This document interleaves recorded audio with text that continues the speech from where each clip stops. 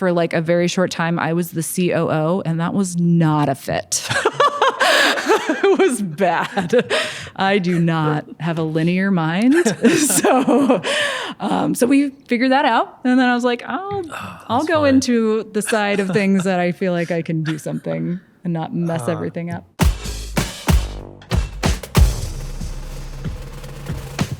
I'm excited to introduce to you Dr. Kristina Harris Jackson. She's the Director of Research and Education for OmegaQuant Analytics in Sioux Falls, South Dakota. She's also an assistant professor in the Department of Internal Medicine at the University of South Dakota Sanford School of Medicine. Dr. Jackson earned her PhD in nutritional sciences from Pennsylvania State University in 2013 and completed her training as a registered dietitian in 2014. During her graduate studies, she conducted research under the guidance of Dr. Penny Chris Etherton, a globally recognized expert in fats and nutrition. Following this, she pursued a postdoctoral fellowship at the University of Colorado, Denver, under Dr. John Peters, where she focused on worksite wellness initiatives before returning to her expertise in omega-3 fatty acids. In 2014, Dr. Jackson joined OmegaQuant Analytics as a research associate with an emphasis on omega-3s in maternal health. Her contributions were instrumental in developing the prenatal DHA test and the mother's milk DHA test. By 2020, she advanced to her current academic position at the University of South Dakota Sanford School of Medicine. Now, beyond her professional achievements, Dr. Jackson is also the co-founder of Midtown Coffee Radio Hour, a live radio program that is produced and performed by local artists in Sioux Falls, South Dakota. And now, here's Dr. Kristina Harris Jackson. Well, I'm glad you're feeling better. Me too. Because, coming with like the holiday season's coming up too. It's so much going on. Yeah, it's this school year has been a particular grind. Like, really? Yeah, our oldest is 4th grade, and now we always said we aren't going to over busy ourselves, and then we did it this fall, and I'm just like, it's good and bad, but like, and we were super busy, soccer, of course. Oh, sure. And then right after that kind of let up is when everyone in the house got sick. So everyone shocking. got sick. Yeah. You get too busy and then you get sick. Huh? Yeah. It's weird how that works out. So now I'm curious, like when you guys feel under the weather, like does you like, let's reach for the supplements kind of thing, or what's the regiment there? A little bit of both. My brother is a family practice doctor, so we usually text him and ask him, and his thing is usually stay hydrated and take as many pain relievers as you can, which turned out to be excellent advice. But like staying hydrated is really hard. When I get colds, and when I was a kid, I remember my mom would always have us take like vitamin C and zinc whenever we would get colds. Sure. So we still will do some of that, but it's mostly just rest and water and like actually trying to give yourself enough time to get better. But that's really hard because you want to, as soon as I felt like, I think I'm okay. And then I just hit like a fatigue, and fatigue is the weirdest because you're not like maybe actively sick, except for you just feel so tired. And that's weird, not used to that.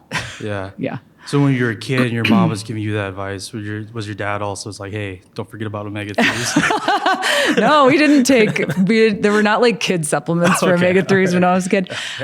They tried to get us to eat fish, but salmon wasn't really all that available. And that's like the easiest omega-3 fish to have. This is weird, but when I was 8, we actually, as a family, lived in Norway. My dad did a sabbatical over there, studying omega-3s. Norway is like fish oil, omega-3 center of the world kind of thing. And so I remember when we were there, my mom she bought like a ton of cod Okay. and then tried to make it, and it was so gross. Gross? It was not successful. So we really weren't like huge fish eaters, despite their best efforts. It's tough. It's tough, but we ate well, Sure. balanced. But Yeah. And how old were you at that time? I was 8 when we lived in Norway in 2nd grade. Wow. So even at that time, your dad was still really dedicated to the research. Yeah, he started, I mean, it's like 40 years ago on the omega-3 research train. It's kind of like in the 80s, it got really interesting around the cardiovascular field and like lipids and what is it doing. And they would do studies where they'd give people like 10 grams of fish oil, which is a lot. Yeah, Normally we're looking at studies at 1 or 2 grams. 4 grams is a pharmaceutical dose. That's like a drug. grams. So they would give people 10 grams and like watch what happened to their blood. Yeah. So he was in research, NIH funded research for decades, working in Kansas City. That's where I grew up. And then did a sabbatical in Norway for 6 months, continuing working in this field. And then came back, and throughout my whole like schooling through high school, just worked as a researcher primarily in hospital settings, first at the University of Kansas Medical Center and then at St. Luke's Hospital, which are just 2 hospitals in Kansas City. Oh, I see. So he's not really in the traditional like professor, large university setting. It was definitely kind of more clinical and practical in that way. I see. So so I guess kind of to the origin story of like OmegaQuant. So when was Sioux Falls in the equation? Oh, I mean, that was life more than anything else. It was not, there was no grand plan to end up in Sioux Falls. So if I remember all these correctly, he was just doing research, and NIH funds and grants and all that stuff for years in Kansas City. In 2004, he and a German cardiologist named Clemens von Schacke went to, I believe it was American Heart Association meeting. And there was a presentation by Dr. Siskovic at the University of Washington in Seattle, I believe. They're in Washington State. And they were presenting a study where they were showing that people with higher blood levels of omega-3, specifically in the red blood cell, in this cross-sectional study, they were people who were at much lower risk of having sudden cardiac arrest. So a heart attack that comes on without any pre-warning. And in this study, they actually like took blood from people who were actively having cardiac arrest with an ambulance there. Wow. And then they would compare those people's bloods to people who were matched for age and sex, but not having a heart attack. So that's kind of that's how that data was looked at.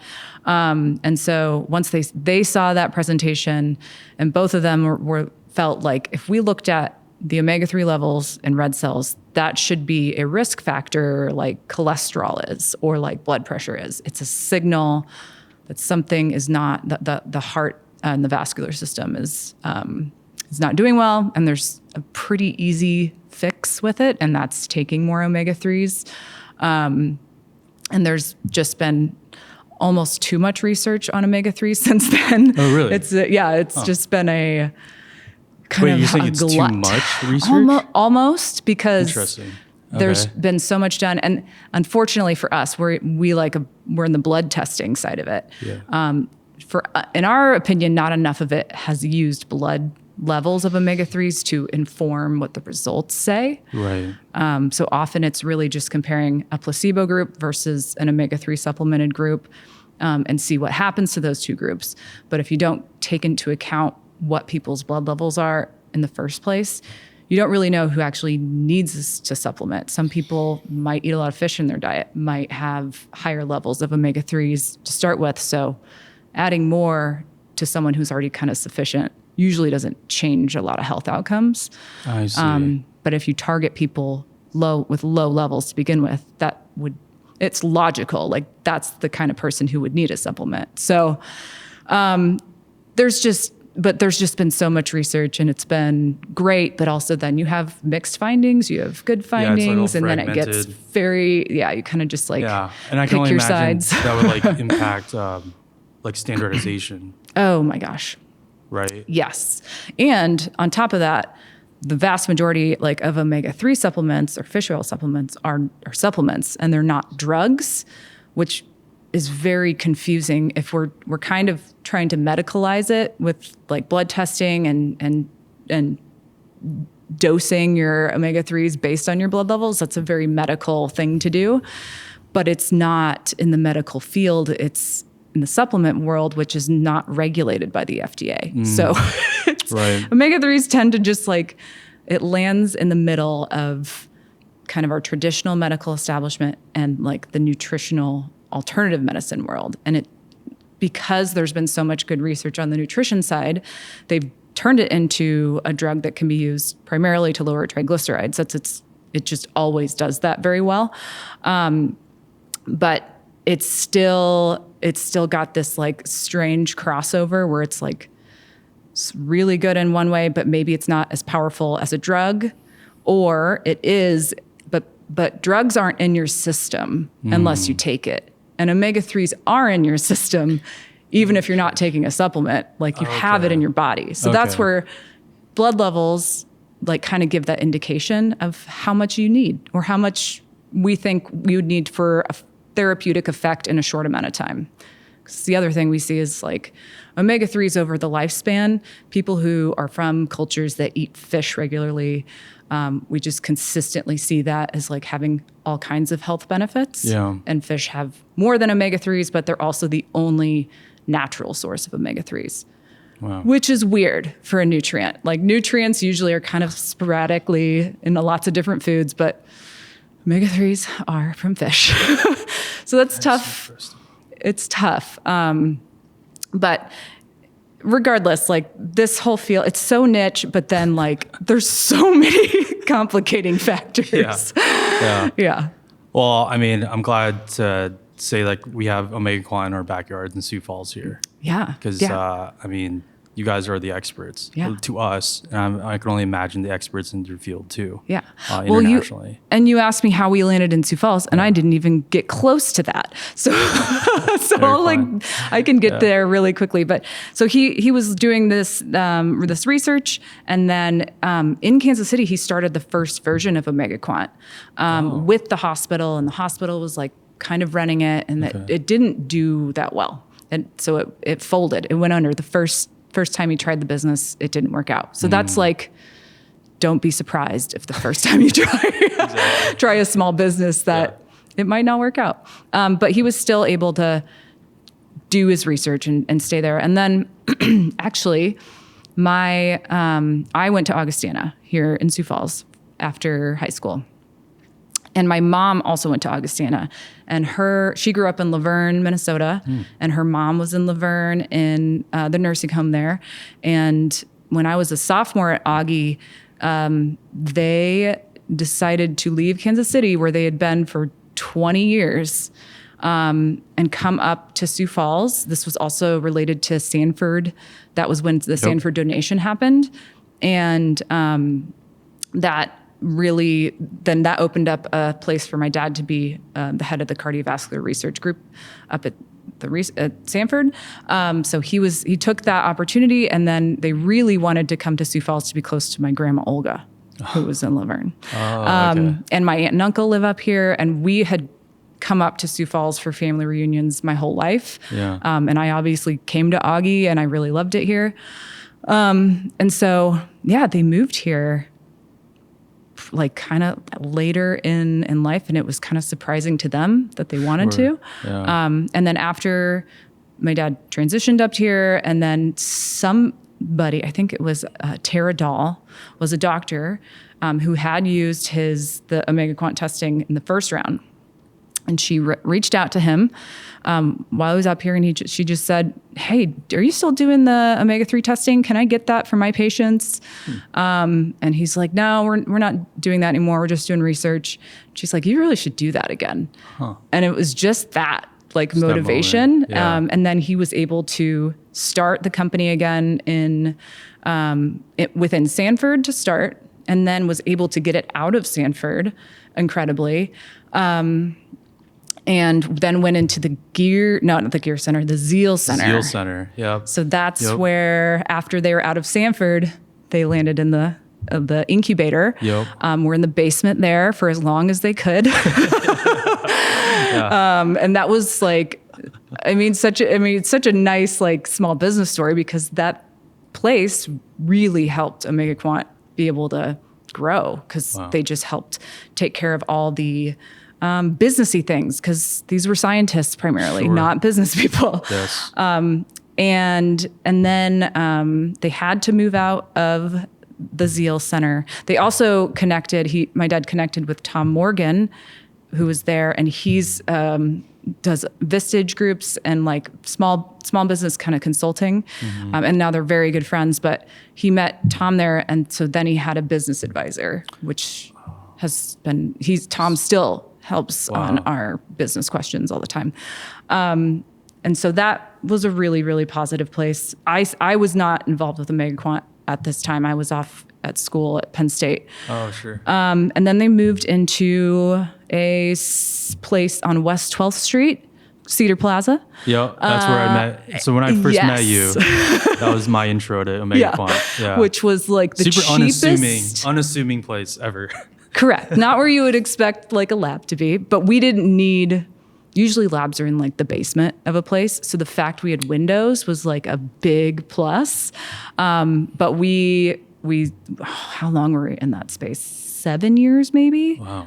But we grew from 1 suite to like 6, which we didn't really need all 6, but we just ended up with 6. And then when we met you guys, we had been kind of looking for what's our next place, what's our next step. Yeah. The suites were not set up for a lab very well. It was all kind of a maze. And so when you guys came around on this iteration of the Discovery District, the timing was kind of like, crazy. yeah, we need it. Let's do it. Because I remember we had breakfast. It was last March. Not this March. March of last year. That feels like so much, Yeah, so and long I would ago, though. give credit to South Dakota Biotech Association, because that was, I think Joni was there. I think Beth Lambeth was there at the time too. Correct. And it's just crazy to. Yeah. That was March of last year, and then here we are now. At the All Day Cafe. At the All Day Cafe. Yes, that's right.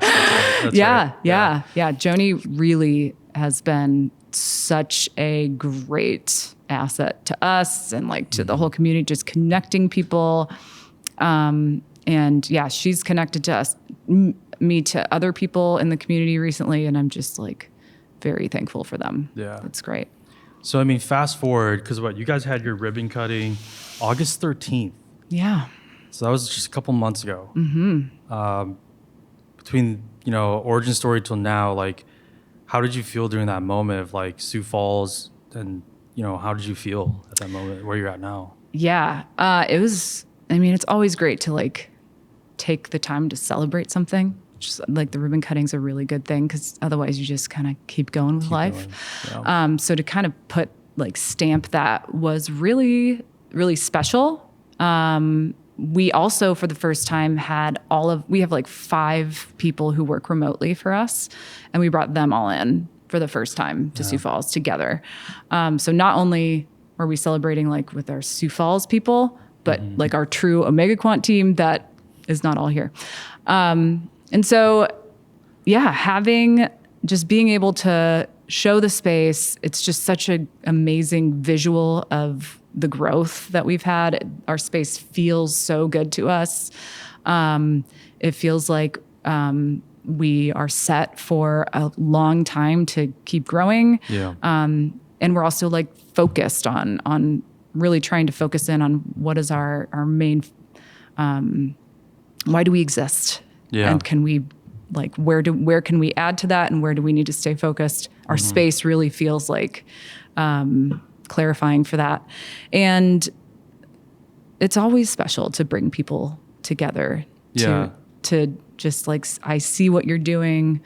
And there were a lot of people that I met that day that I knew through other people, and it was just like, oh, I didn't know you were in this kind of space, or I didn't know you were part of like this Chamber of Commerce or this or that. So it was just great to make all those connections. Yeah. And just kind of having more context now, just like OmegaQuant has just been such part of like the Sioux Falls community for so long, with your early days at Zeal and so forth like that, and your dad's research at Sanford and so forth. I can only imagine doing that ribbon cutting. It must have just been nice to just even see people that's been with you since day one kind of thing. Yeah. Yeah. Yeah, absolutely. Even Ryan, I think he was at the Zeal, or we knew him from way back. Yes. And so all of these like coming around, and then like you might do something else or do a different job or be in a different space, and then that person comes back in. That's been in the, especially like the Sioux Falls business community, we feel like we've had a lot of that support. And it's just obvious that, you know, the culture and the supports for small businesses here have helped us tremendously. Yeah. And we're a little different because our customer base is not Sioux Falls. Our customer base is national or international. So everything, like all of we really just rely on the mail for everything because we send out test kits and we receive stuff. So it's not like we do feel a little apart because we don't actually like have a lot of customers here. We have some, but it's not like our primary customer base. So that is a little different. And I do kind of wish we were a little bit more like present in some more of the like community work here. Oh, sure. Yeah.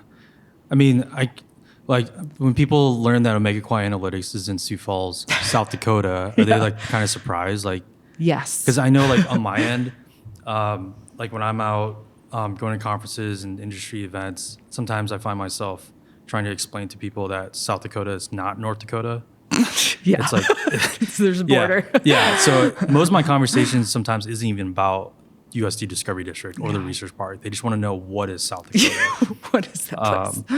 But I don't know, how would you describe that? Like, as compared to Boston or Silicon Valley, right, and all these other hubs, right? How would you describe like what's kind of special about South Dakota in this area? You know what? Something that we have. This one thing that's coming to mind is like we have great scientists here who are great people who are hardworking and humble and just as smart as anyone that you would meet in the coast. It was interesting, kind of related to that. I went to Augie for undergrad as a bio major, and then I went to Penn State for grad school in nutritional sciences. And Penn State pulls a lot from big cities on the East Coast, and it's a huge, great school. I loved my time there. But when I went, I was like, how am I going to stack up to, I mean, I'm not, I didn't know. It's a big name school. There are people coming from like a lot of schools around there. And I felt like my training at Augie was just as good, if not even like a little bit, I don't know, it was like very strong in the fundamentals. Yeah. Where I felt like then I was able to get more into the specialty. So myself and another friend of mine from Augie ended up at Penn State, and we both did just as well as everyone else and did very, it was just like cool to have that realization that we might be small here, but there's like really smart, good, hardworking, interesting, thoughtful people here. It's not as, I'm going to say pretentious, which I really like. Right. Yep. And I mean, because in my mind, like science, it is like there's a long, long road to get to a specialty area. You have to learn about so much stuff before you can really specialize. But then you just kind of get into a field of jargon, and every field has their own jargon. And if you know the jargon, you sound smart. And if you don't know it, you don't sound smart. But that's not like, that isn't the true test of if someone's smart or not to me. So I do feel like there's less of that like reliance on jargon, which can sometimes make people feel like they can't participate in that conversation or do the work. So we're able to have like amazing lab technicians and scientists work here. We've had several from Augie who are interns and then work for us, and then we're able to train them up. South Dakota also is, I don't know. I just like being in a place with not so many people and traffic. It's more spread out. We have It's like a different way of life, like calmer pace of life. Yeah. I lived in Denver for a little while before here, which I love. Did you do a postdoc there? I did do a postdoc there. Yep. But at the end of the day, I really need more of a balance. And here, when you're not in traffic for that long, you really have a lot more time. I'm able to have work and have life outside of it. And we really encourage that for everybody at OmegaQuant. It's like, it's part of the culture. Yeah. We all support each other. Like we want we want everyone to be able to take vacation and take time to see their family. And we back each other up, but then you like might make it up in another way. Right. Sometimes some of our research studies, you have to come in on the weekend to do something, but then can you get it back on the other side? So we have, at OmegaQuant, we have a lot of trust, and that allows us to have flexibility when we need it and where we need it for people to have like a life and a good job here. Yeah,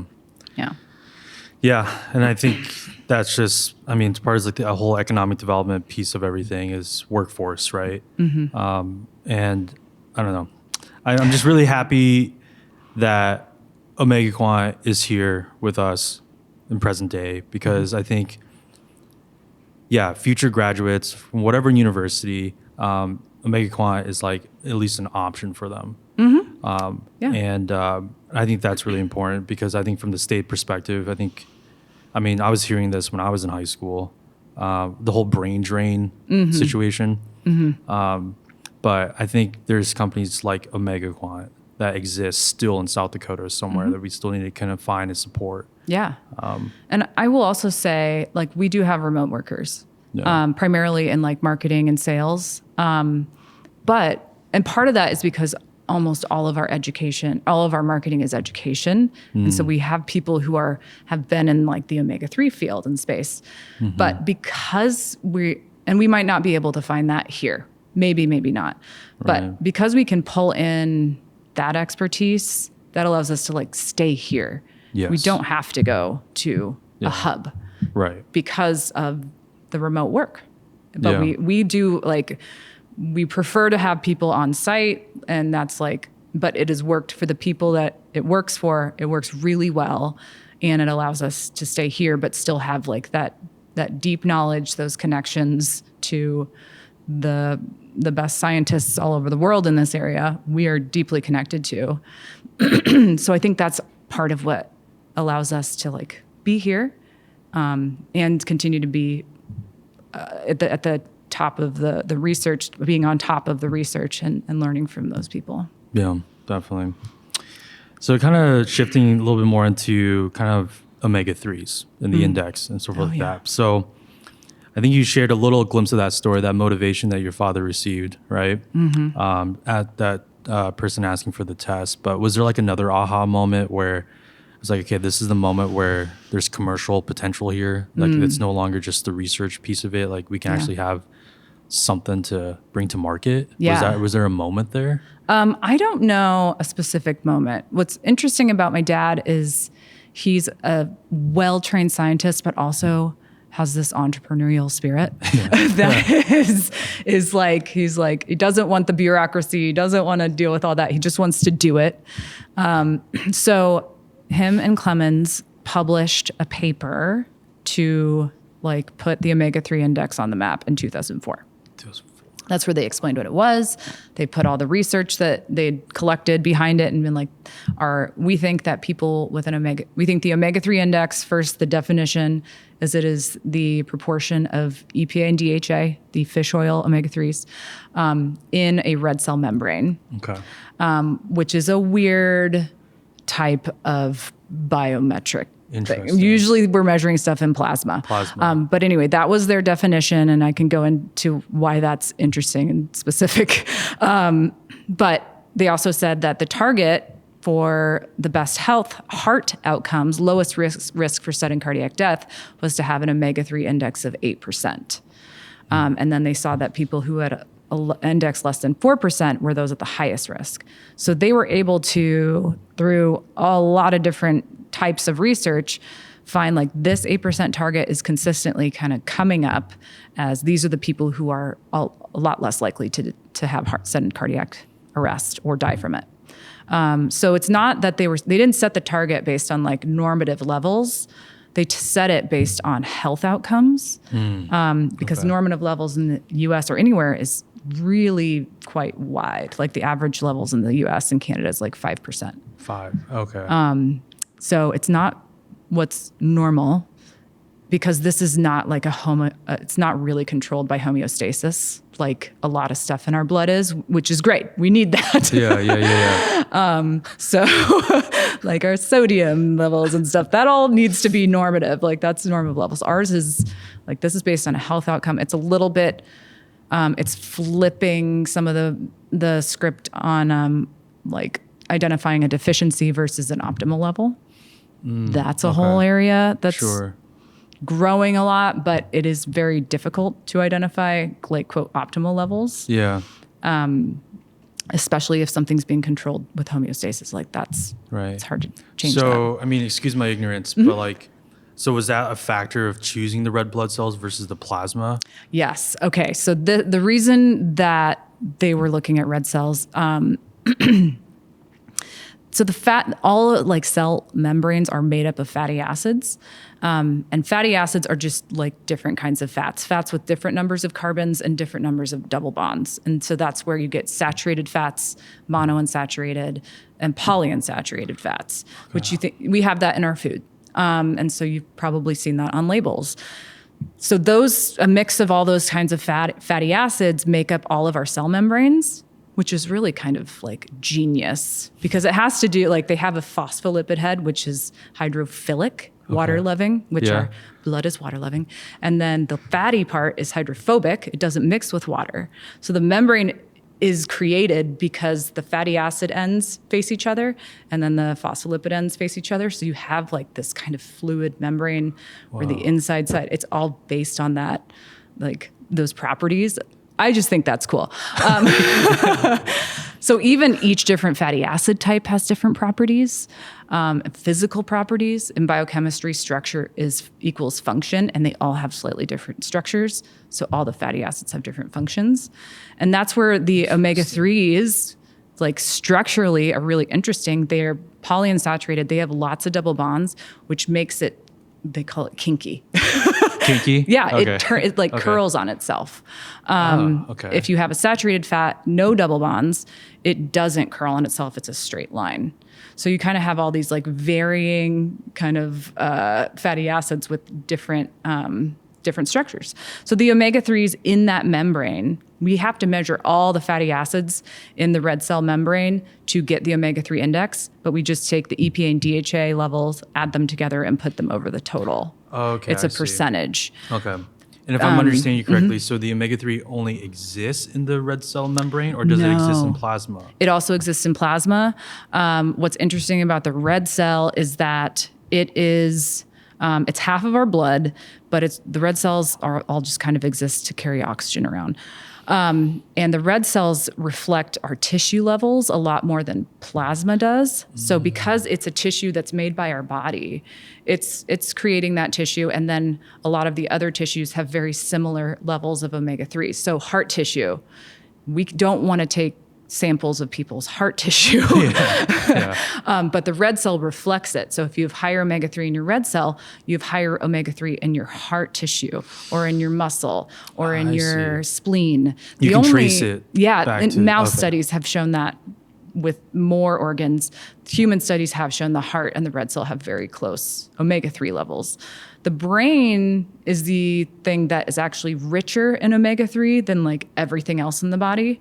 So that is not as like tightly correlated between the red cell and brain levels.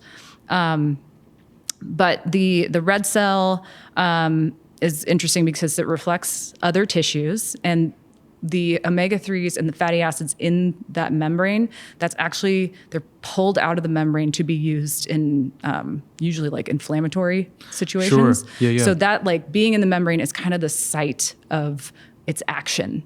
And so then you really have a good idea of how prepared your body is to deal with. It's typically inflammation that is really causing its release. The other thing with the red cell is it doesn't matter. It's not affected by if you've eaten.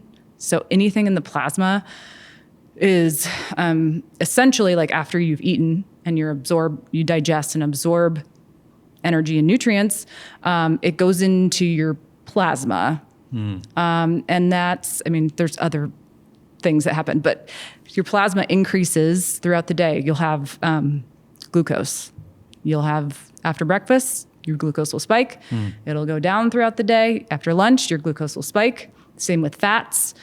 So that's kind of where the digestion pattern is happening, is in the plasma side of things. The red cells aren't changed by that at all. They're not changed by that. Okay. Yeah. So it's a big problem with plasma levels of omega-3s is there's a little bit of, well, did you just eat something, or did you take a fish oil pill last night, or there's just more noise.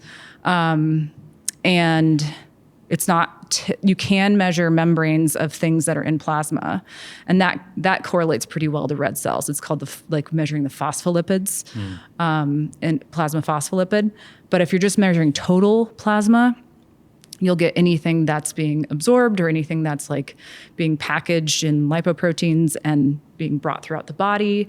It's just plasma has more going on. More for going sure. on. Yeah. Yeah, probably way And more it's super- variables. yeah. There must be other people studying omega-3s in plasma, right? Which is probably why the whole standardization thing is so complex. Yeah. Because So- everyone's looking at different things. Yeah, everyone's looking at different things. Most people and research studies throw away red cells. They throw away. You take blood, you spin it, you suck up all the plasma, you save it to analyze everything under the sun in plasma, and then you just throw away the red cell. So we want researchers to save an aliquot of red cells so we Save can the red look at cells. it. Save the red cells, put them at -80 right away. I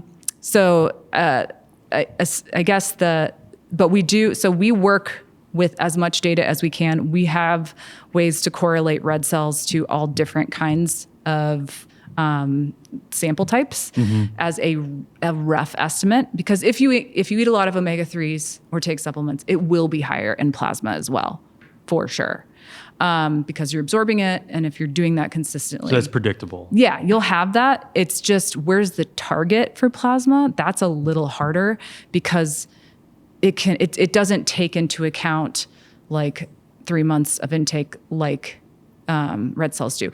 The other big biomarker that's in red cells is HbA1c, hemoglobin A1c. So if you think about that versus plasma glucose, those are both glucose markers. The hemoglobin A1c is looking at like kind of sugar attached to the red cells, and it covers about 3 months of basically your glucose status. So it's like very stable. Plasma glucose is going up and down every day. So you can get pretty big swings in what your fasting plasma glucose is. If it's not fasting, then that's, you don't know where you are on that timeline from after you ate. Are you peaking, or are you on your way down? Lots more variables. So that's the comparison with plasma omega-3s and the omega-3 index in red cells. The red cells are more indicative of months of intake. So it's just kind of like, because it's just a little bit more realistic as to what this person's diet is actually in their diet. Fascinating. And I think, I'm not a researcher, but it's fascinating that there's so many questions out there. And from what I'm hearing, what OmegaQuant has been doing is just kind of like looking at things that people have always kind of just literally threw away. But I think the insight here, how I'm hearing it, is like, you guys have been able to do, with the index and with your capabilities, you've been able to at least have a solid understanding at the red blood cell membrane and how that interacts with, fatty acids. But you now have something that is reproducible and you can trace it. Yeah. Whereas if you go into the plasma sector or area, there's just so many other variables, and you're kind of like running on this hamster wheel in some ways. Yeah. That's so interesting. So I found this publication, I think you and your father was on it, from 2019. It It's titled "Recent Clinical Trials Shed New Light on the Cardiovascular Benefits of Omega-3 Fatty Acids." And in the abstract, the quote was, "For clinical practice, we now have compelling evidence of the cardiovascular benefits of omega-3 fatty acids." So can you kind of share with the audience, like, what entailed in that publication? We have a lot of publications that have a similar title, so I'm not 100% sure exactly which one that was. I'm wondering if it had to do with EPA. Yes, EPA and DHA. Okay. Or there was an EPA only pharmaceutical product that was, I think the results came out around that time, but they had a really dramatic reduction in cardiovascular deaths when people were taking pure EPA. So this is now happening where we can make pure EPA and pure DHA, which was not the case for a long time. And in fish oil, they're always together. And so now people are starting to tease apart what's EPA better for, what's DHA better for. Yeah. So in this case, EPA seems to have a really strong effect on, inflammation, and kind of blood flow is kind of how I think about it. Yeah. Omega-3s, they both do a lot of these things, but the main things that, like the mechanisms of omega-3s when it comes to heart disease, are lipid lowering. So they lower triglycerides very consistently. They do not lower cholesterol. That is a myth that we hear all the time. Okay. Omega-3s are not, the way they're acting to lower heart disease risk is not through cholesterol. It's totally separate. They do affect triglycerides. And they do increase HDL a little bit. So it kind of affects the lipid profile in a positive way. There's a slight effect on blood pressure, a slight decrease, not really dramatic. And that is potentially related to, so the omega-3s getting into cell membranes. One of the ideas is it makes the membrane more flexible. And this is not like, we've done some research around this recently where we didn't see a huge difference in a higher omega-3 level and the flexibility of a red cell. But it's in cells throughout the body. It's in tissues throughout the body, including the endothelium, which is like on your veins, the walls, the blood vessel walls. And there's a whole area of research around how flexible those are, helps with your blood pressure. And it helps with your body to respond to what it needs to. You want to have more flexibility in like every part of your body to be able to respond. So the same thing's happening with heart tissue, is that if the heart is able to have a little bit more of that flexibility, it seems like there can be a little bit lower risk of arrhythmia, although that area has become really interesting and sort of controversial. But we have seen lower risk of arrhythmia, and also the heart muscle doesn't get as big. So when the heart muscle is working too hard, it gets big, and that then kind of restricts how well the heart can pump because it wants to fill up with blood and then pump it out. And it needs to be like flexible to do that really well.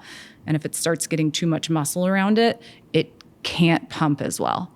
So kind of that like flexibility of the tissue. The other area is omega-3s are deeply involved in the inflammatory process. They call them pro-resolving. So this gets into one of our favorite topics that I don't want to go into too much, but the omega-6, omega-3 ratio. I did have a question about that. But these two kinds of fats are so interesting because they are primary precursors of some really major inflammatory processes.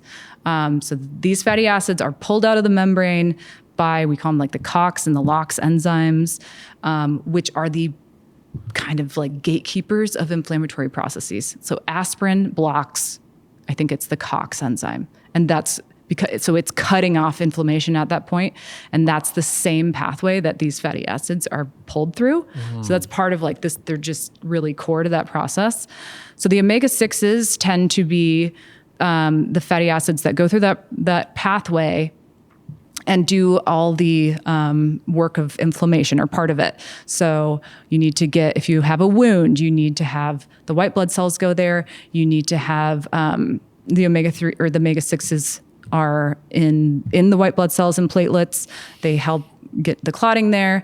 They are a part of that process. The omega-3s, when they are pulled through that process, their metabolites, the things made from the omega-3s, are what go to the site of the wound or the inflammation after it's been neutralized, after the bacteria has been gone, after, like, that's a really, inflammation is like a fight against the outside forces for your body to stay healthy, but it hurts your body too in the process. So the omega-3s I think of as like the healers that come in after. They clean out that space. They try to clean out the bacteria that's left. They try to have, so they help like calm down that situation and heal it. But if you don't have enough of the omega-3s, then you can have kind of like continuing inflammation at that site because it wasn't fully resolved. It's called pro-resolving.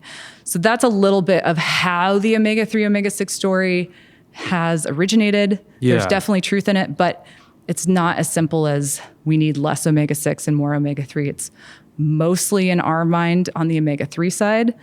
And we have a lot of evidence that the omega-6s are doing good things. You don't necessarily want to tamp that down. Sure. Okay. So in a like Venn diagram, omega-3s, omega-6s, like, you have to excuse my ignorance here. Yeah, so, no, it's good. Like, what are they still fatty acids? They're both still fatty acids, right? Yes. Okay.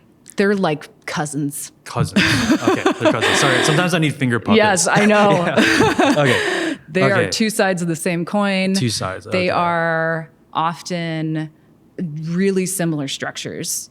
The naming of it has to do with where the first double bond is from the omega end of the molecule. So for the omega-6s, the first double bond comes at the 6th carbon from the end. And usually these fatty acids have at least 18 carbons.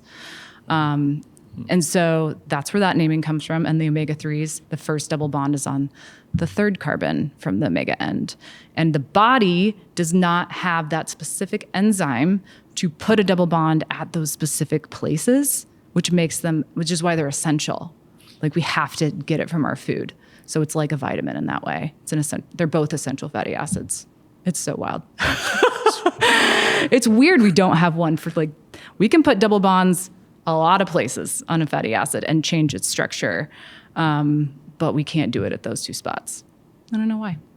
That's crazy.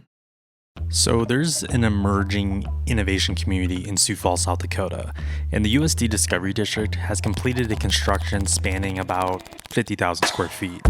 This facility is dedicated for high-growth bioscience and life science companies where they design custom lab and office and will build it. To learn more, please visit usddiscovery.com.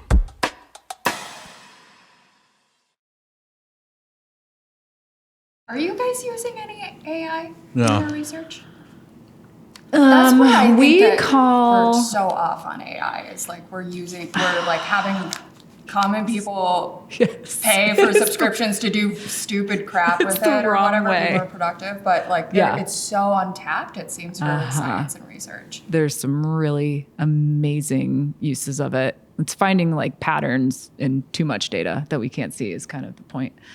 One of our recent, we have 2 small business innovation grants we've gotten from the NIH, and they've both been around like machine learning or which based like AI. It's letting like large computing machines take a lot of data. So we put our fatty acid profile, all 24 fatty acids we measure, into this and have it try and predict who gets dementia or who gets diabetes in these large cohorts. So that's what we've used it for. The machine tells us what's happening, and then we like figure it out. What does that mean? So that we have been, but it is kind of a mix of statistics and like AI or a machine learning thing. if you're really expert in statistics, I think it's very similar outcomes. But some of the machine learning stuff maybe could be used by people who aren't as expert. I don't know. But it's here. Yeah. And like, how do we just either like just coexist with it? Yeah. And I use it sometimes if I need to like get some resources together, and I'll ask it to like find these papers. And then I always click the links, check the papers, because it's not always the right read on what the paper was saying. Yeah, precisely. But it does like collect some good papers. So that's good. Yeah. By the way, I want to introduce Nok and Sky. Nok's with Mixmaker, Sky with Sky Video, joining us here today. They're helping me out immensely. The setup is pristine. Yes. Thank you, Sky. And thanks, Nok, for reeling all of us in. It's our pleasure. And I guess, so how do you two know each other? Was it the TED Talk? TEDx? Oh, TED. Okay, the first time I ever saw Kristina's face was in her TED Talk audition video. And I just told the group, like, this is my top pick. Like, I really want to see this on stage. I love how focused she is. Can you believe she's a doctor and a mom? There's a lot of us. Yeah, so big fangirl. And then I finally got to meet her when she was taking tickets at a Midtown radio coffee hour. Yeah. And I was like, are you Kristina Jackson? I can't tell you how I know you, but I know you. Yes, I think that's you're right. brilliant. And yeah, that's genuinely how we first knew each other. I remember you were so encouraging with the TED thing, because I was like, oh, I don't know, I'll just throw this out there. And it was kind of COVID times. It was all like, it was the first one after COVID. It was the first one after COVID. Whoa. And then the first time I met with you or saw you or whatever, you were able to talk about it. You were like, what your talk is about is so important. I was just like, thank you. I need to hear that, because I feel like I'm speaking into the void, or like, does anybody see this? It's not just me. And it's not just me. But that was really great. Yeah, because I remember watching your TED Talk, and that story that you shared. Really, can you kind of share the audience with this episode? I don't want to spoil it. Was it the story about my son? Yeah. Yeah, that was my hook. Yeah. So my second child, Charlie, was I've been studying omega-3s in pregnancy a lot, and there's this really strong relationship with omega-3 intake and higher blood levels and having a longer pregnancy. So that's good to reduce preterm birth. Preterm birth has a lot of issues, and if we can keep babies in the womb until 37 weeks, full term, unless otherwise medically indicated, that's best for mom and baby, because there's just so much development happening in the womb. And part of that is around this like anti-inflammatory type of story. So when I was pregnant with Charlie, I was taking a lot of fish oil. It's kind of I do take it, but that I got like a liquid dose. So it took more than I usually was. And so I had pretty high levels going into pregnancy and throughout. And then I ended up going 11 days late. I was at like 41 some weeks, but I was being tested by my doctor. Everything looked good. He was still fine, but it was kind of getting to the point of, we need to get going. And I was like, I feel like I'm doing this to myself. So, around the day before he was born was when we had that crazy, we had a bunch of snow and ice on the ground, and then we had like a weird storm that had rain and snow in it, and everyone's basement flooded and house. Yeah. And our house was flooding, like, because in our backyard, we had maybe our patio was shoveled off, but the water was like coming in rivets toward the house. Like a creek. So we had a sunroom, and it was just flooding. It was just full of water. And we had my somewhat like elderly in-laws helping us with the shop vac, just like trying to beat the water. Nick had to go out to the backyard and like with an axe hack a trench to go down the hill. And I'm like so pregnant. I can't help with anything. And we have my daughter who's just, doing whatever. And so that whole time frame was like, it was wild. And then like the next day I went in and I was going to be induced. But then when I got to the hospital, I started having like some contractions, I really wanted to have like a natural water birth. But I was like, whatever, let's do it safely. Let's go. So I was able to have enough contractions that I was able to do a water birth at Sanford. And I had an amazing midwife nurse. It was not like my first labor was a lot longer. This one was much shorter and better. And I didn't have to have drugs. And it was just like it was really cool. I mean, it's hard, labor was hard, but, I was able to like really be in it. I also did, maybe this is TMI, but I did the hypnobirthing class through Sanford. And it was really interesting about like where you focus and how you use your breath. And if you're able to do it in a water birth setting or not, it's just the amount of power where you put your focus had for me in that process was really amazing. So it was like just all kinds of water themes at the time. The water was breaking into our house and then my water broke and it was wild. So it was a really cool experience. And then to have that alongside kind of what I was studying at the time and continue to it made for a good hook in a TED Talk. So that's nice. I just think it's also like the researcher in you is kind of like going through the testing as well. Yeah. I have I definitely have, there's kind of like the researcher medical side and then like the little more, what's going on with the like the meditating or like keeping your mind clear. Sure. There's a whole nother like area in labor and delivery of you just relaxing your entire body and letting your body do what it needs to do. If everything's going kind of normally, like there are tons of things that happen in labor that don't go normally, but that's also just a really interesting concept to me and kind of fits in my like what I research and kind of it's nutrition. It's trying to like help the body do what it's supposed to do. Yeah. And that's really cool. So when you were going through that experience, I guess like kind of overcoming all of that and how do you envision like the intake of omega-3s and just fish?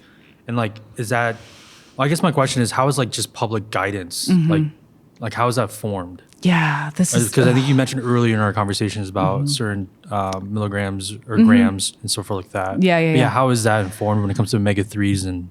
Yeah, it's interesting. This topic is it's really coming to the forefront again.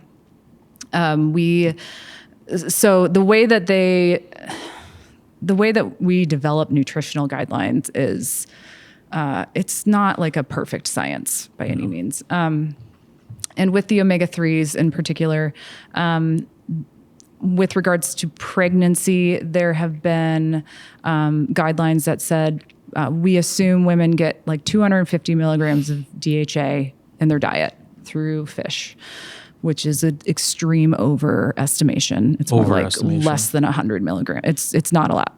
And then they say for pregnancy, they should add at least another 200 or 300 milligrams as a supplement. It's kind of like prenatal supplements. So when you're pregnant, your nutrition needs, everything is just a lot higher. Yeah. And so that's kind of like, has been a little bit of a baseline recommendation for a long time. Different organizations have different recommendations. Some say to consume at least like take 500 milligrams or 600 milligrams of EPA and DHA, usually heavier on the DHA. That's been more studied in this area than the combination, but typically both are good. Now what's happening is, and then we're kind of involved in this, it's just like that spectrum thing. we have seen in 2 really large studies on pregnant women given omega-3s during pregnancy.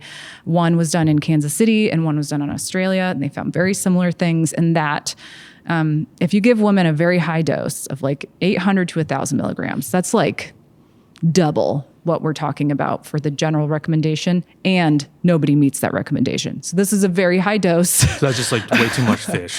Yeah, you Or can't, that just- would be a very hard level to get through just fish intake. That's like 1,000 milligrams of DHA. That's too much. You could hit, if you ate 250 milligrams a day, turns out to be 2 or 3 servings of fish a week. If it includes a fish that has omega-3s, which are like salmon, trout, sardines, anchovies, mackerel, stuff that my grandparents ate in Norway, stuff we don't really eat so much. So that is kind of a baseline level that is accessible to diet. And what we found that is if people are consistently eating that kind of diet, then that kind of correlates to about a 5% DHA. So if we're looking at the omega-3 index, that's EPA and DHA. It's mostly DHA. But if we just look at DHA, because that's what has been studied the most, a 5% of your red cell membrane level is kind of a sufficiency level. Okay. It's kind of like you get enough in your diet, you might be supplementing a little bit, you're not taking a ton. Okay. And is DHA and EPA also, that's what we have in our bodies already? Okay. Yes. Okay, gotcha. And we have it stored, and we can make some a little bit through our bodies, but we also need to eat it. So that's the other confusing factor about these omega-3s is that we can make them from alpha linolenic acid, which is the parent omega-3 in flaxseed and walnuts and stuff like that. Very good. So plant-based. Plant-based. Gotcha. Is there like algae-based? And then there's algae-based. Okay. Which is also it's very confusing now. But regardless, there's not a true DRI for EPA and DHA specifically because we can technically make it from ALA. So they are not technically essential, the EPA and DHA. We get ALA in our bodies, and then our bodies process that, adding carbons, adding double bonds to get to EPA and DHA. But that process typically is really inefficient, like less than 5% makes it to EPA, less than like 1% makes it to DHA. But fun fact, when you have high estrogen, your body has a little bit more capacity to make DHA. And that, like pregnancy, high estrogen, we need a lot of DHA. We need it because the baby needs it for brain and eye. It's very important for that. Mostly brain and eye. That's in the infants. richest part. Yeah, but it's good for all kinds of outcomes. Oh, interesting. So I wonder if there's did my mom eat enough fish? 'Cause my I eyes know are we can terrible. blame our moms for everything. Add this to the list. But it's the placenta pulls DHA and also arachidonic acid and omega-6, pulls that over into the fetus preferentially. So it will take from mom as much as it can. So babies will often have higher levels of DHA than mom does. And so mom literally gets sucked dry. Wow. All of ours, we have fat stores will have DHA. Those will be released in pregnancy. So the body kind of does like a full on, let's get as much DHA to the fetus as we can. So if mom can take in DHA, fish through the pregnancy, that really helps support her and get enough to baby. And so with these recommendations, it's around how can we, at one level, it's how can we avoid a deficiency? Right. And another level, how can we be at an optimal level? Yeah. So for these 2 studies that were giving omega-3s to moms and actually measured blood levels and used them in their analysis, they found women who had a blood level of about 5% DHA at the beginning of the study, just coming into the study, they didn't need that super high dose of omega-3s to have a longer gestation. The women who had a DHA level less than 5%, if they got a low dose, like a placebo or 200 milligram, they had the highest rates of preterm birth, And the women who were given 1,000 or 800 milligrams, much higher dose, had like a 50% reduction in preterm births as compared to the low group. So essentially, the women who had very low DHA status really needed that higher dose. Higher dose. Much higher dose than a public recommendation. So that's where that like personalized nutrition, personalized recommendation it has a completely different effect. If the women who had 5% DHA, they could get either the high dose or a regular dose, and it didn't affect that outcome. It might affect other things, but it didn't affect that outcome. And so that's where generalized recommendations are fine, but I do think clinically to actually like move this forward, the personalization, the blood level, the supplementing to a target level, or identifying women who need that higher dose because they're deficient is like, makes a lot of sense. It doesn't seem like rocket science to me. Right. Because I mean, wasn't there like a moment in time too, like the whole mercury thing? Yes. Like what was going on with that? Yes. So there are specific recommendations for EPA and DHA. And then there's the fish guidance. Oh, okay. Another guidance. So okay. Because the fish guidance is affected by wanting women to get EPA and DHA, but fish live in the water. The water has contaminants. Some mercury is naturally occurring. Some is from pollution, like coal-fire plants, lots of mercury. And so there were, was it 1985? They were studying a group of people in the Faroe Islands, which is in the North Atlantic Sea, and they eat a ton of fish and seafood. And they also eat a lot of whale. And whale has like that fat that had a lot of mercury in it, a lot more than the fish. But they found that people on the island were having very high levels of mercury, and at some point they were seeing some cognitive issues. And so it started a big scare. There was also I think a power plant disaster in Japan that happened, and that also had similar effects when babies had too much exposure to mercury. Yeah. But those were like extreme exposures.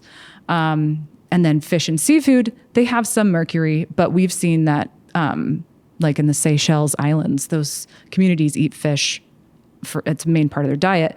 They don't have any of these cognitive issues. In fact, women who eat more fish tend to have, their offspring would tend to have better cognitive outcomes. So fish gets caught into this big, scary time. And the FDA and EPA put out guidance around, it was kind of limited, but it was scary enough where it's like, limit the fish you're eating to like 8 to 12 ounces, I believe. Avoid these higher mercury fish, of which tuna could be in that like middle category. Yeah. The most mercury-rich fish are like large predator fish, like swordfish and shark and stuff that we don't really eat that often, but some communities probably do. South Dakota here. We do not here. And then they also made an advisory around if you catch your own fish and eat it, make sure you know if that body of water is contaminated or not, which is like, I'm not sure how people do that. So it was like trying to be limited, but the language was scary enough. Yeah. And then there's the issue with sushi because it's raw. So pregnant women are supposed to avoid that for potential like parasite infection. It's more on that end than the fish end, but that's 2 strikes against fish. Plus, when a lot of people don't like fish, plus when you're pregnant, you may really not want to eat fish, Sure. like smells and food aversions. It all kind of adds up to really low intake in fish. And in fact, they found that when women get pregnant, a lot of them even decrease their fish intake more because they're avoiding it because they're worried about mercury. Interesting. And so we have this really big problem of we're seeing the main food source of omega-3s being avoided and most commercially caught fish, very low in mercury. Right. And most of the fish we eat is very low in mercury. The only one is potentially like albacore tuna, limit to once a week, maybe. That's kind of like a very conservative thing. Sure. But then for a variety of reasons, just women are avoiding it in pregnancy. So you're not, and if you don't then supplement, you're only depending on your body's stores, your body's ability to make it. And the body's like very resilient. It's going to find a way. But there is a cost to not having enough of these nutrients on board. Well, there's also a cost to buying the fish and the supplements. Yes. I mean, that's not always accessible for people too. Correct. And I can also just think about like just culturally. I mean, some people that's always been a part of their diet. Yeah. So when you use the word "we," is that just kind of like based on the research of like population in the U.S. predominantly, or? Yeah, I'm predominantly talking about the U.S. when it comes to like the fish recommendations. Gotcha. Yeah. I'm not sure what I was saying "we" about, but it's really like the U.S. Fish recommendations that's what I know the most about. Sure. And that's where that's coming from. But it's still like to this day, one of the Phil Spiller is a lawyer who actually used to work at the FDA during this time. And he's retired now, and he's on a mission to like change the narrative, change the recommendations. Say like it's not that the more damaging thing is completely avoiding fish as opposed to having a regular amount of fish, but you will get some mercury. But we've seen in just large studies that even if you do have slightly more mercury in your diet from the fish, the overall effect of how much healthy stuff is in the fish overrides that. Yeah. Like the outcomes are like almost negligible. Always better for people consuming fish. And it's like, it's just really consistent across the board. So it is still obviously very tricky topic. And it's also part of where, for me, like testing blood levels in a doctor's office of EPA and DHA or just DHA allows a doctor or a patient to, if you want to have the fish conversation, you can. Yeah. Or you can say, if you're not going to eat fish, let's put you on this supplement. And so, because that is a long conversation and doctors don't have time. They don't have time to even talk about DHA. And so in my mind, that testing is able to, you can do it either way. You can raise your levels either way. A lot of women want to eat more fish now, but it just kind of clarifies the situation and lets someone know, like, how much more do you need a day? Are you doing pretty well? Do we really need to get you on a high dose? It just clears up that conversation a little bit. Yeah. So I guess with that, can you kind of share with us like OmegaQuant Analytics as of today, as far as like the testing that you provide, and the resources that you provide to consumers? Yeah. So I've been talking very deeply about our research area, and that's what I'm mostly doing now. But our primary business is we are a commercial CLIA-certified lab, and we specialize in fatty acid analysis. And so we do this niche test. We also can do vitamin D and HbA1c testing, but we mostly do fatty acids. So we work with, a cool thing about fatty acids is you can measure them in a dried blood spot very accurately. It's been done in research for decades before we started to use it. So because of that, we are able to have people collect samples at home, finger stick test, put a drop of blood on a filter paper.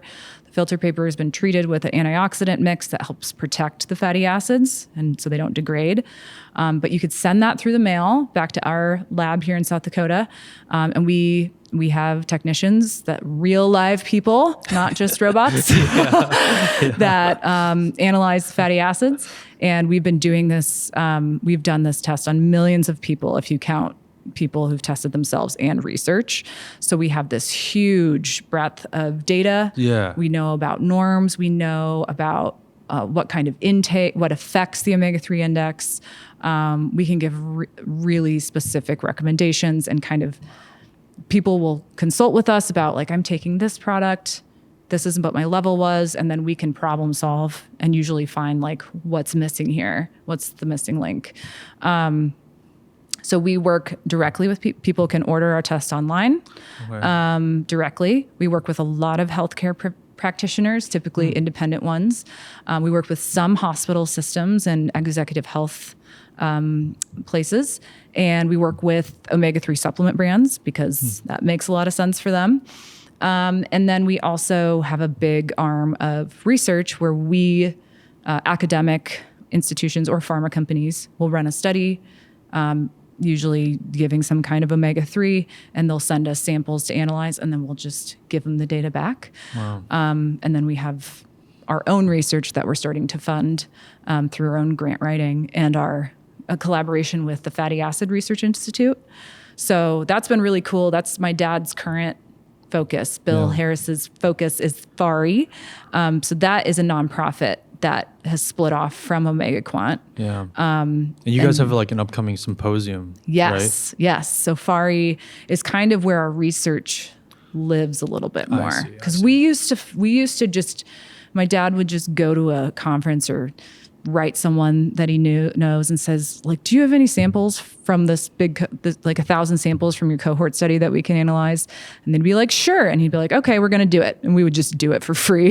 Oh, okay. So at some point we're like, maybe we could get grant funding to do research, because that's what people get grant funding for. So now FARI does a ton of work in that field, and we collaborate with them to write our NIH grants.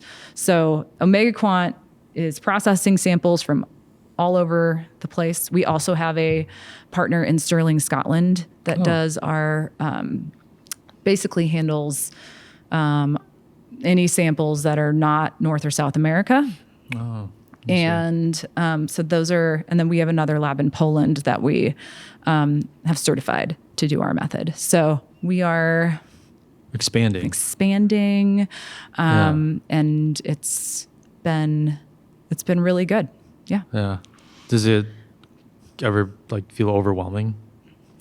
Sometimes. Just the growth. Yeah. For sure. Well, it kind of goes back to that culture piece that you were talking about earlier. To your team. Right. Oh my gosh. Yeah. So I guess what is that? Like what do you feel like is part of the culture that makes OmegaQuant thrive? Yeah.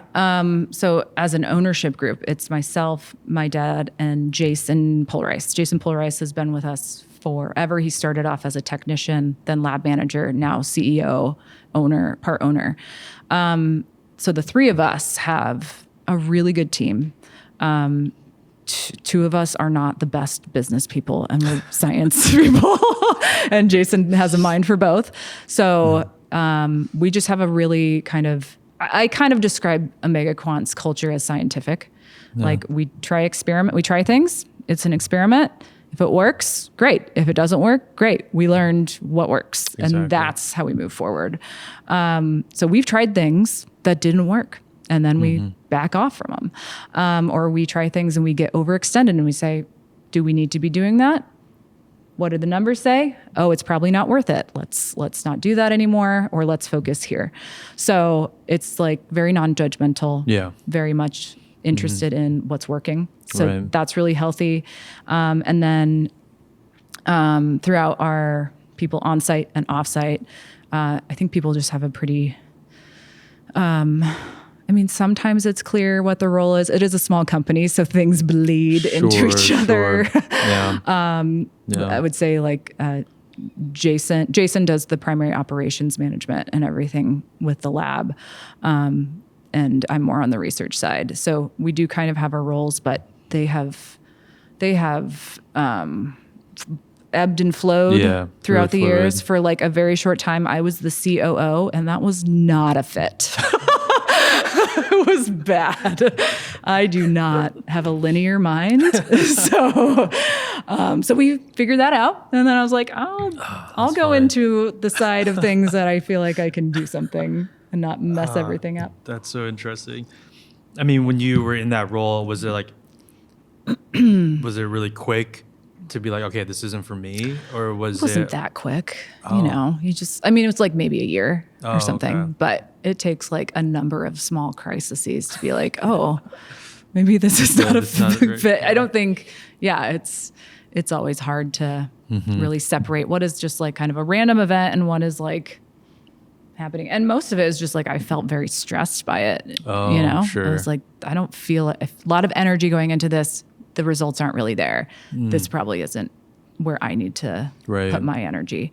Yeah. And the other thing is I have for the last couple of years been able to be part-time. Sure. And that's like my choice. And I've been able to do that and keep doing the research side of things, but delegate and train other people to take on the pieces I need them to. And then that allows me to have time with my family and doing other things. So that's part of that. And maybe in the future I'll go back to full time, but for right now, as long as I can do that, that's helping me stay engaged. Yeah. So what's next for OmegaQuant? Our next big thing is really working with our Sterling partners, I would say, over in Europe, trying to figure out the best way to keep working with them. And there's like new regulations coming up. What do we need to do? We have just, James Dick is the main person we work with over there. He's been in the aquaculture and omega-3 research field for decades, and he's a wonderful partner. So we're working with them to really shore up that. And the whole international piece has become very interesting lately because of tariffs and because of all that kind of mess. So we're trying to, at the Sioux Falls office, we're trying to be more focused on the U.S. It's by far our biggest market. We don't have to worry about tons of regulatory stuff like that each different country has. So we're trying to separate and have the Sterling Group kind of take over a lot of those international partners so that we can focus on our U.S. partners or North America, South America partners. Yeah. So that's a big area of focus for the next, I would say, 6 months. We are doing a symposium with FARI in February where we have a whole week of, it's 2 online virtual webinars a day for a week. Oh, okay. And we're pulling in experts from all over the world on all these different topics around fatty acids, not just omega-3s. Omega-3s are by far the biggest focus, but we will be hopefully presenting some of the research we've been doing with these NIH grants. But like I mentioned, Phil Spiller from the FDA, he's going to do a talk on pregnancy fish guidelines, why they are the way they are, what he thinks they should be. He's going to be fabulous. So we have that coming up. We continue to try to submit grants to do work. We have a lot of great partners. That's been really slow, and this year has been terrible for submitting and with the government shutdown and all the agencies. And all those things. The spring, in the spring, all of our study sections and reviews got pushed back, and now they've been pushed back again with the shutdown. So have you also been noticing rough. like research cuts too? And research funding cuts. Some of those have been clawed back. Yeah. And we really aren't that affected by it because we're a small business primarily. Yeah. The research grants are not our lifeblood like they are for a university professor. So it's inconvenient for us. It's not catastrophic. And it's just been, it's frustrating because we're finally like kind of getting good at submitting the grants and we're feeling better about it. We're getting like really cool partners, but everything's so slow and kind of like uncertain. So that's been up and down. So those are that's what I'm focused on. Of course, we want to grow our testing business. We want to get, we'd like to get more executive clinics and more regular work there, but we just keep putting one foot in front of the other. Mm-hmm. Mm-hmm. What advice would you give for someone listening right now that is in like a life science startup, right? They're kind of early. What advice would you give as to, why the Midwest rather than the coast? Because that's been a challenge, at least for me, with the tenant recruitment side at the Discovery District in Sioux Falls here. Sometimes when we look at other ecosystems or these clusters, it's like sometimes I wonder, how do we even compete? Yeah. And then the other piece of it is like, is it even worth the effort to replicate? Yeah.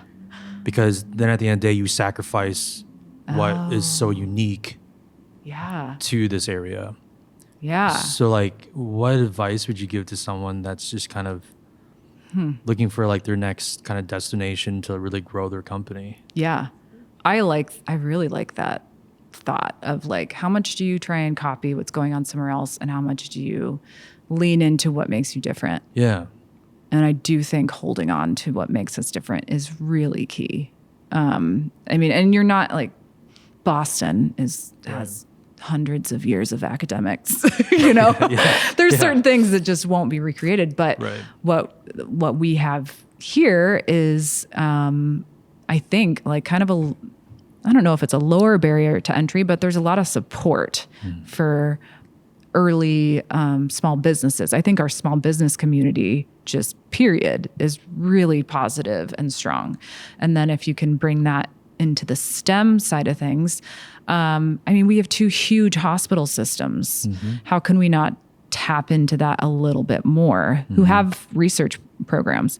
I think that the ability to still have, I don't know, for me, like the balance of life is just, it's so hard for me to not consider that. Right. And I have family from here, so that's part of why I came here and I like it here.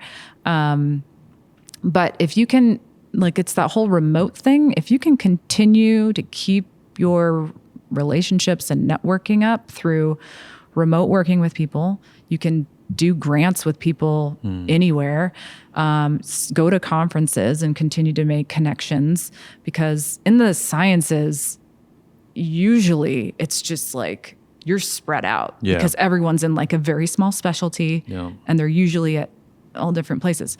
So I think really leaning into like keeping those connections, and how can you work in a way where you don't have to be in the same place as all the experts. And like I think also just because our business is so remote, it is so much about sending samples to us, and like the location isn't as important. So I don't feel like we felt stifled at all. Yeah. And part of it is coming in, and my dad had already done, he was in this field forever and had those connections. So for a time, like I loved my time when I was at Penn State, getting out into a totally different part of the country, meeting so many people. I still am connected to a lot of them professionally and personally. Going to Denver and doing a postdoc there. Just for me, I needed to have those other experiences to come back to Sioux Falls to be like, the things I like about here, I like. And that outweighs the things I don't like. Exactly. But like, I do think taking some time away, if you're in the sciences, to study with the best, to learn the best techniques, that's great. But I do think to like build a business and a life, Sioux Falls you can bring your connections here. Yeah. And there are great students coming out of our scientific programs at universities, that can be great technicians, that can be great scientists. I do think there's no reason to be limited. Right. I think it's just kind of, it's the way it's always been done. It's in these places. Yeah. So, but there are pros and cons to being in those places, because you do get a little bit in your own world. Right. And it's, I think, a little easier to stay open when you're out here on the prairie, We're all about open spaces. Yeah, instead of miles of ocean, we got miles of prairie. Yeah. Is there anything else that you'd like to share with our audience today?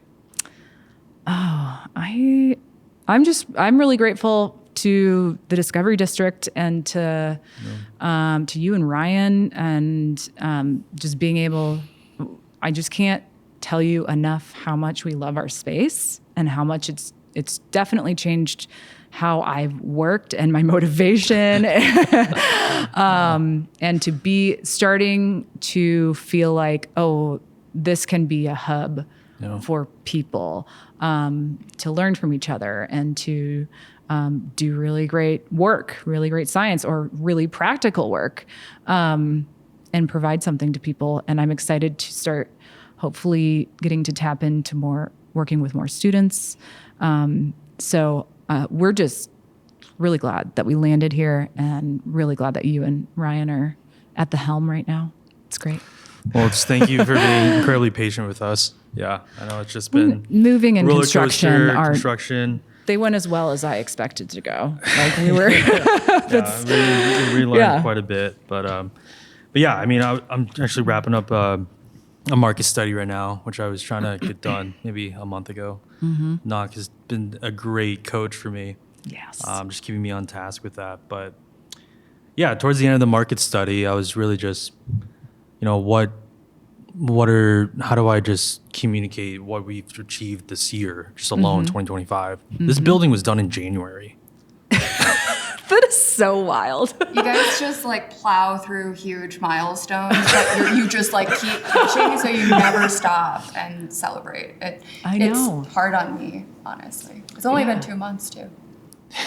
It is stunning that this place was a shell last December, November. Yeah. If that, it was enclosed in January, and then I mean, that's pretty amazing.